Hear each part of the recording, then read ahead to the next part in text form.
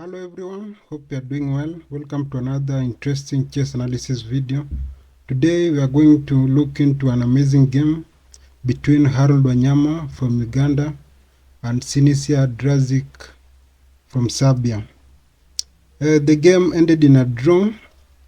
The game was quite an interesting one because for Harold Wanyama drawing against a Grandmaster, it was quite an achievement, being one of the best from East Africa, and it was good to see him playing in the international platform.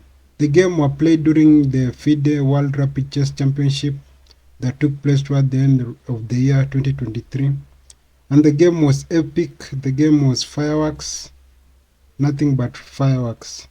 So first we are going to watch the video, then we are going to analyze, and then we are going to pick up the lessons that we can learn from this particular game.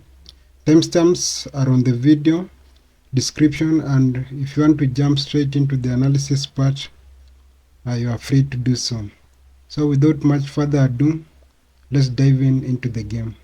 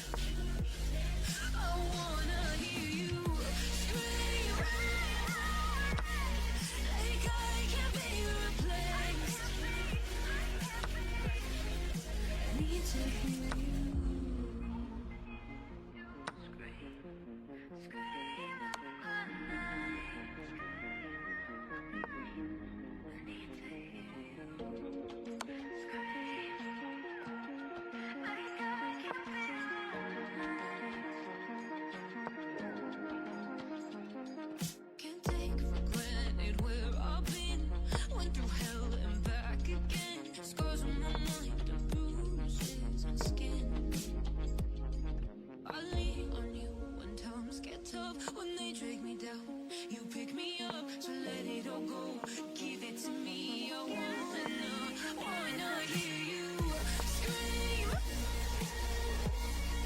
scream out my name. I wanna hear you scream, like I can't be replaced.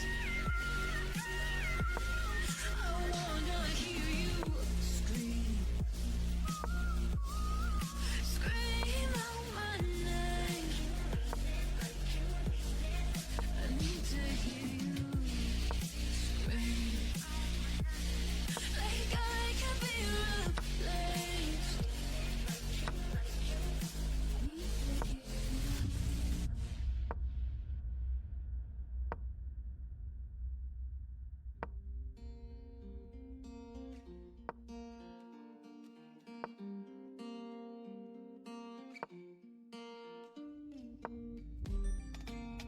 So I've come to the conclusion, just a rotten piece of fruit.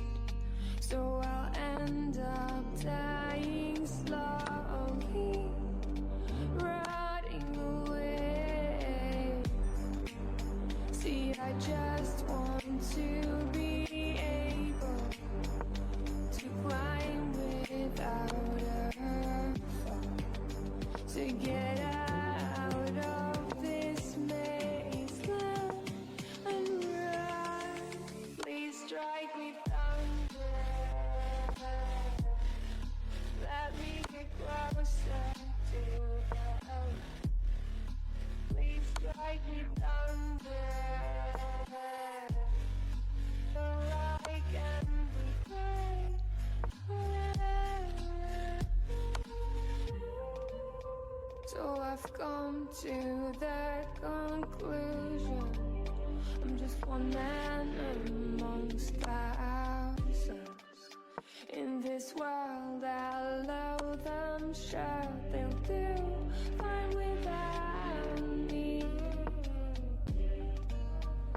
The chemicals in my head don't work as yours, 'cause every piece of road is a little bit of happiness. Every kind of love causes a little bit less regret. Please strike me thunder, let me get closer to that light. Let me go under the water till I can breathe. Let me go up, let me go up, let me go up, let me go up, let me go up, let me go up.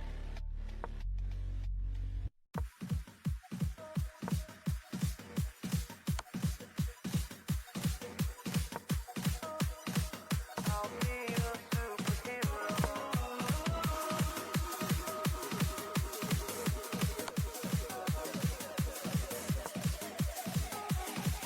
I'll be your superhero. I never wanna hold you back. I wanna give you every chance to make it, to make it. I'm afraid if our love collides, you'll leave me alone tonight. 'Cause I'm changing and I'm breaking. Is this over? I'm scared to ask these questions, 'cause I know that you'll reject my love. Moving slower, frozen to these pieces without a shoulder to cry on.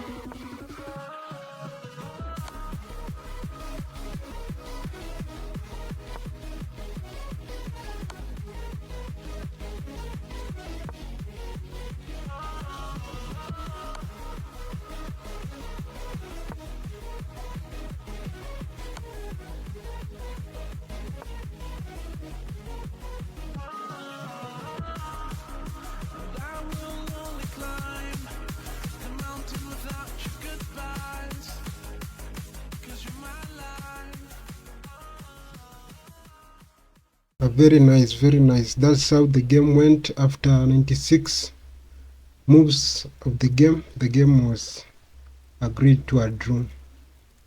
So as you can see, white had many opportunities to win the game, but somehow black managed to hold the game to a draw. It was interesting to see such a young man from Uganda, Harold, being able to secure a draw from a Grandmaster. Well, very well done by Harold. So let us quickly go to the major points of the game. So the game starts with d4, d5, and bishop g5, and this is the Trompowsky attack. It's a very fierce opening. If you are not familiar with it, you can easily be crushed if you don't know the ins and outs of this particular opening. It's not a very common opening. I think that's one of the reasons why maybe the GM decided to choose this particular opening, since not so many people are familiar with this opening, like the Queen's Gambit or the King's Gambit and the like. So the game continued with knight to f6, and then knight to d2. So this particular move, knight to d2, is particularly important because it prevents this nasty move, knight to e4, which later will threatens an exchange of taking this particular bishop on g5. This bishop is actually a very important piece in this kind of attack. So nevertheless, the game continued with e6, preparing room for the bishop on e7, and white responded with pawn to e4. It's also important that pawn to e4 is a very critical move, threatening pushing the pawn forward to e5, whereby if black is not careful, he can lose the knight on f6. So Harold replied with taking the pawn on e4, and then knight took the pawn, and then bishop e7 was played, and then an exchange was done on f6, and then knight to f3 was played. Castles by black, and then queen to e2. So the game continued, everyone developing, and then here Harold played a very interesting move, bishop to e7, hoping to launch some attack on this particular side of the board, but white responded with queen to e3, and then queen to d5 was played, threatening the pawn on a2, and white responded with king to b1. Also, it is interesting to note that this particular position, queen to d5, is considered quite an inaccuracy. The best move for black in this particular position is to bring his knight on b4, which kind of neutralizes the advantage that white has on his side, so that the move knight to e4 also prepares a move like pushing the pawn to c5 or to c6, hence giving black an edge, or making the position to be neutral in this particular kind of opening. So nevertheless, queen to d5 was played, then king to b1, and then rook to d5, bishop to e2 was played, and then black played bishop to b6, preparing to bring his bishop out to b7, Then white attacked the queen by bringing his knight on c3, and then black responded by bringing his queen to f5. So the game continued with bishop to b5, attacking the knight. Then black responded with bringing his bishop to b7, defending the knight. This particular move of bringing the bishop out was actually a very important move during the game, because as you can see, this white queen is extraying this particular bishop on e7 and threatening to remove the defender, and also having the ability to push this pawn forward will actually put this bishop on e7 in jeopardy. That's why this particular move, bishop to b5, was actually a very crucial move to be made during the game. It was a quite important choice by white. So the game continued with pushing the pawn to d5, and this particular move was actually the defining move of the game. As you can see from this position, the black has various ways to respond after the pawn push to d5. So during the game, black took the pawn, which is actually an inaccuracy, which in some way or in correct play will actually cost black the game. So one of the options is taking the pawn. Another option is bringing the knight to b4, or falling back the knight to b8. We are going to look to both three of those possible outcomes of the game, which were very crucial. This particular move, pawn to d5, was actually the move that determined the game. It's the move that shifted everything in this particular game. So first of all, we are going to look at knight going back to b8, which in this particular move, in this particular choice of move, it will have resulted to black losing the queen, and we're going to take a look on that. Actually a very crazy line.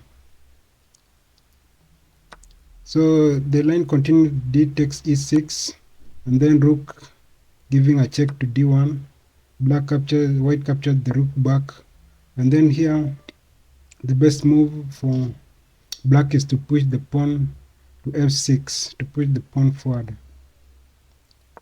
And then the game continues with knight to d4, and then g6, knight to b3, attacking the queen. Now from here is where the attack on the queen begins. As you can see, the black queen doesn't have so much squares, since its path is somehow, it has very few squares to escape from, and with accurate playing, that particular queen is going to fall down. So the game continues with queen to b4, and then rook to d4, attacking the queen, and then knight to c6.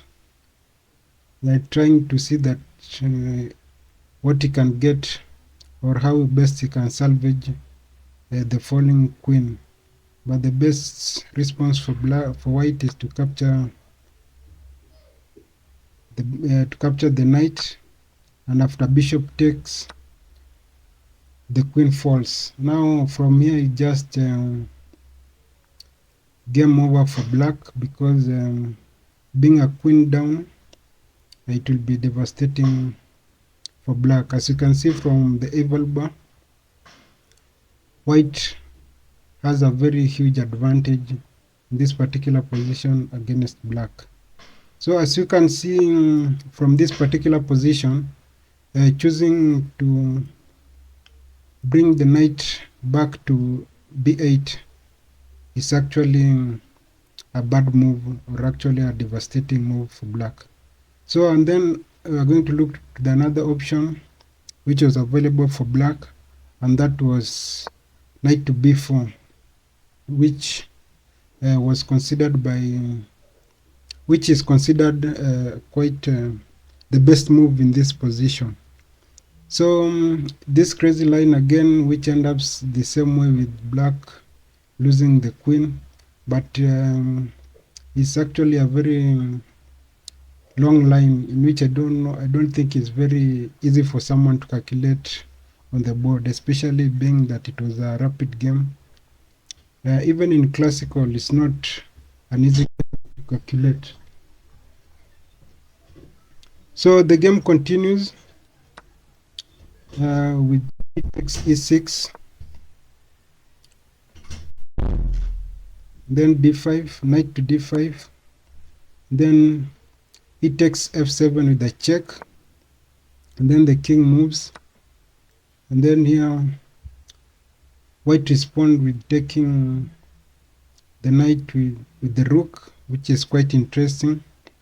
Instead of taking with the knight, the best move here is to take with the rook. And then black responds with taking back with the bishop. And then here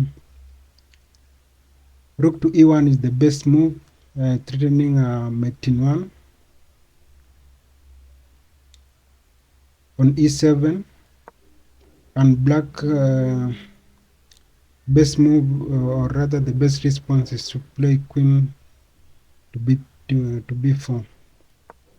So, and then again knight to e5 is considered the best move, protecting the pawn on f7. And then here black can go and capture the pawn on g2, which doesn't achieve much, and then bishop to d3, and then the queen falls back to d6, queen e2, and then bishop to f6, then f4, protecting the knight. Then the bishop falls back to b5, to d5, and then white captures the bishop. And then from here is where things begin to fall apart. If you like challenges, you can pause this video in this particular position and try to find what is the best move for white, or what is the best continuation for white.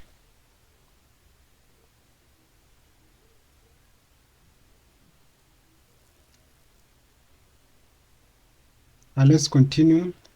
So congratulations if you found it, but in this position the best move for white is to check the knight on g6.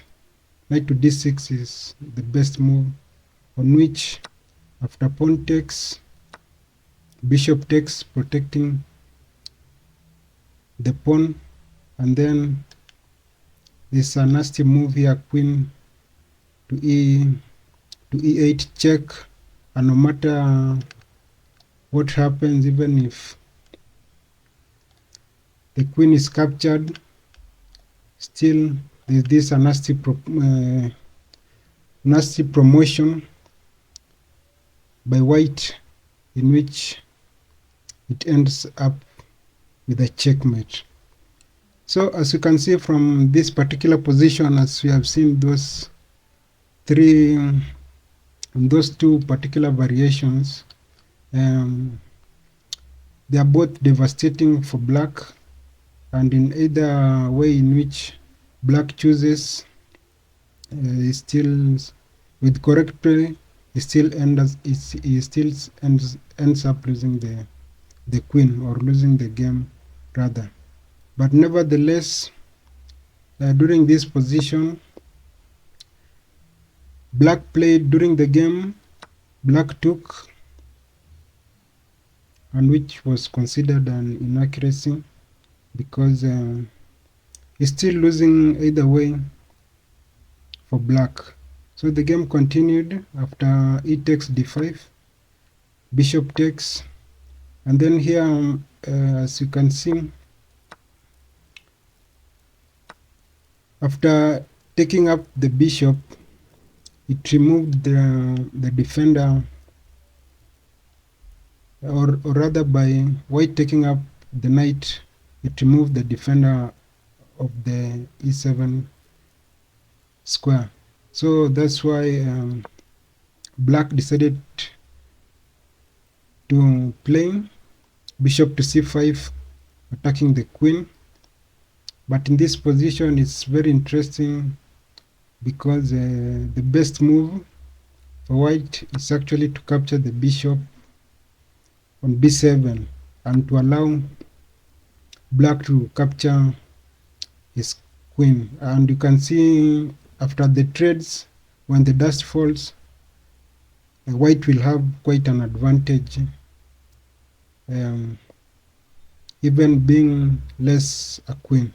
So the game continued with bishop taking on a8, taking the rook, and then the rook takes back, and then the queen, the bishop is taken by the pawn.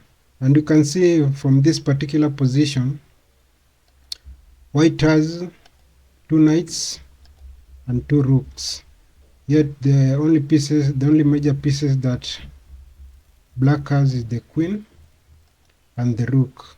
So again, even from the evaluation, you can see from the eval bar that white has an advantage of 3 points, which is actually like having being up a piece, and that was devastating, or was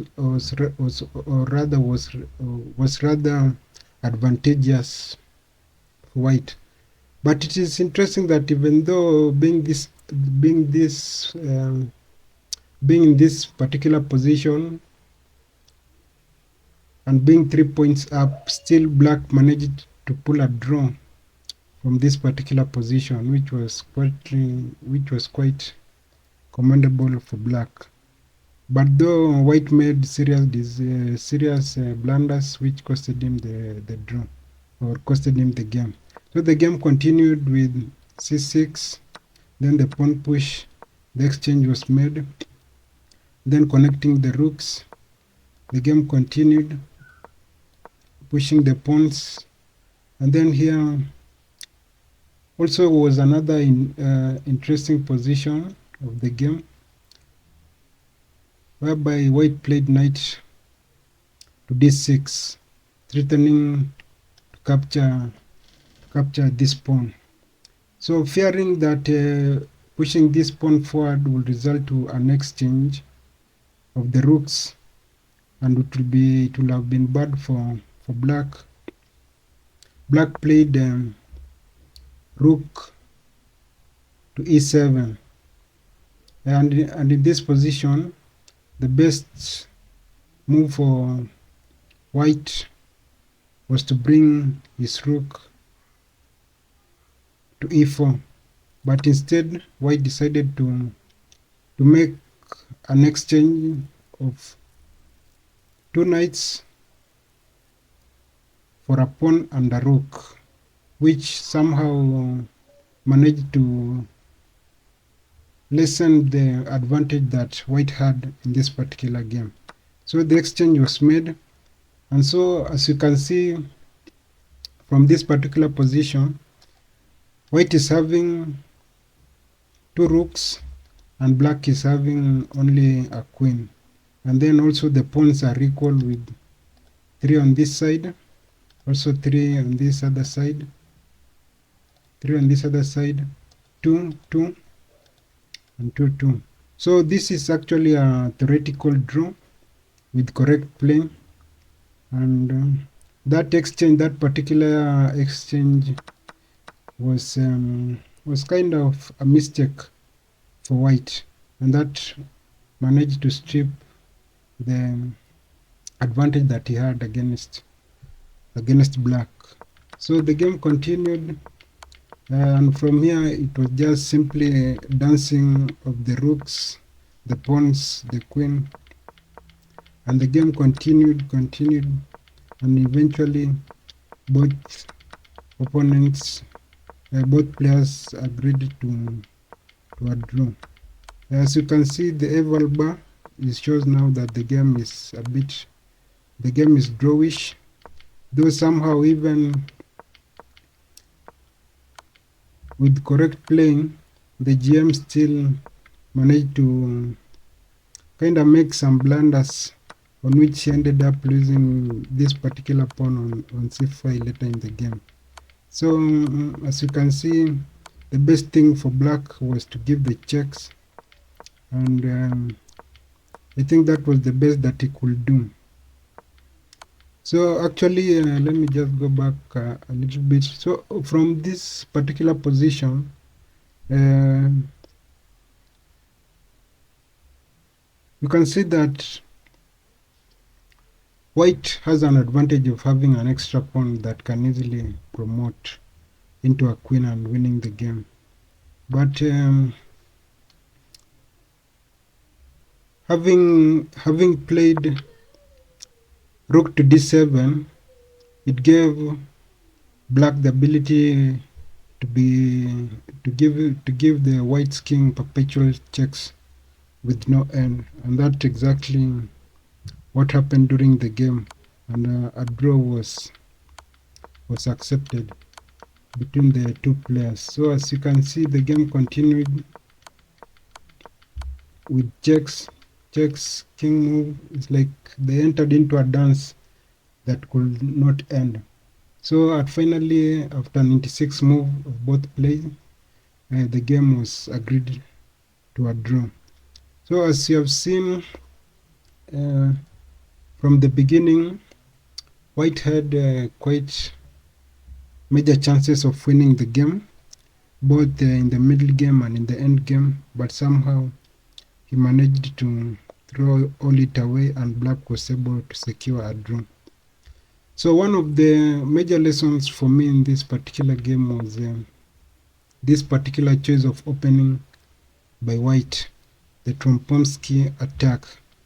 I think for me, in my own opinion, black didn't have so much theory or was not aware of this particular opening, the ins and outs, or how to maneuver this particular opening. As you can see here, the black makes the first major mistake, which kind of somehow determined how the game will end. In this particular position, the best move for black was to bring the knight to b4, and then after something like a3, attacking the rook, attacking the knight. Knight d5 was, I think, is considered the better move, and from there is kind of, it's somehow, let us just go through it. In this position, knight to b4 is considered the best move, and then the best move for white is to defend the pawn, and then here white can black can play c5, challenging the center, and from here you can see the game kind of neutralizes, because the white cannot pick the pawn since it's pinned, and is the rook on d1 is not defended. So by playing knight to b4, pushing the pawn forward and creating room for it to fall back, was kind of somehow the best move for white, I mean for black, in this particular position, instead of rushing with the move queen.